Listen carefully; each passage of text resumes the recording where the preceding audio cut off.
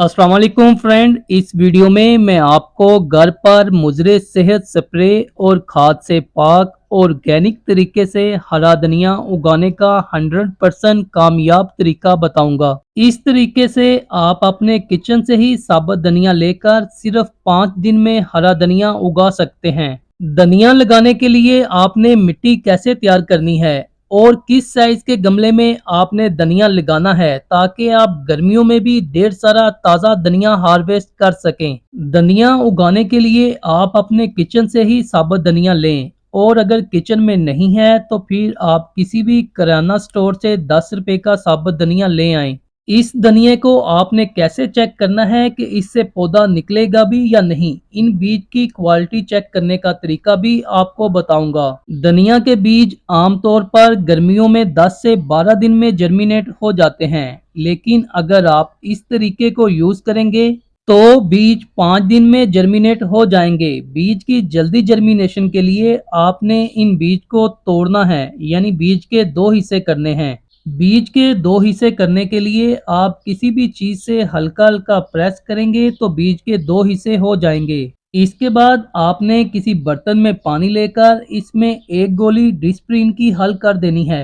अब इन बीज को 12 घंटे के लिए पानी में डाल दें। 12 घंटे के बाद आप देखेंगे कि जो बीज मैच्योर और सेहतमंद होंगे वो पानी में बैठ जाएंगे और जो बीज पुराने और खराब होंगे वो पानी में तैर रहे होते हैं। इस तरह पानी में भिगोने से बीज की क्वालिटी भी चेक हो जाती है कि ये बीज लगाने के लिए सही भी हैं कि नहीं। अब बात करते हैं बीज लगाने के लिए मिट्टी कैसी होनी चाहिए।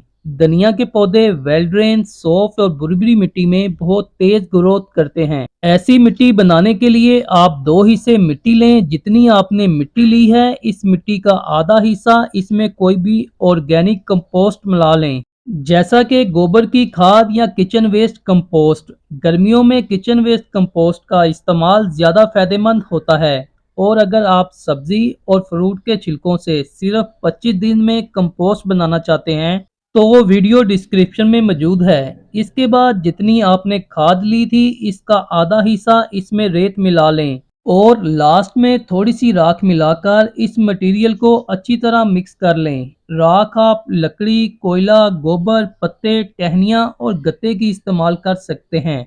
और अगर आपके पास खाद नहीं है तो जितनी आप मिट्टी इस्तेमाल कर रहे हैं इस मिट्टी का आधा हिस्सा इसमें रेत मिलाकर मिट्टी तैयार कर लें और गमले में मिट्टी भरने से पहले 30% तक खुश्क पत्ते डाल दें। ये पत्ते भी खाद का काम ही करेंगे। धनिया के पौधे लगाने के लिए आप 6 इंच गहराई वाली किसी भी चीज को यूज कर सकते हैं। आप जो भी गमला, टब, बाल्टी या बोतल इस्तेमाल करें इसमें एक्स्ट्रा पानी के निकलने के लिए सुराख लाजमी होना चाहिए।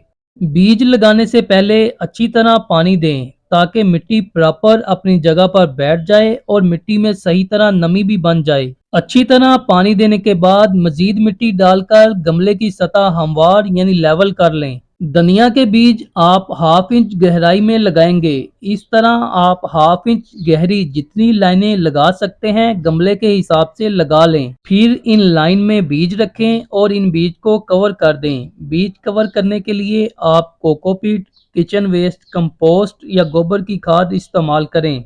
अगर आपके पास ये चीज़ें मौजूद नहीं हैं तो फिर आप रेत से भी बीज कवर कर सकते हैं।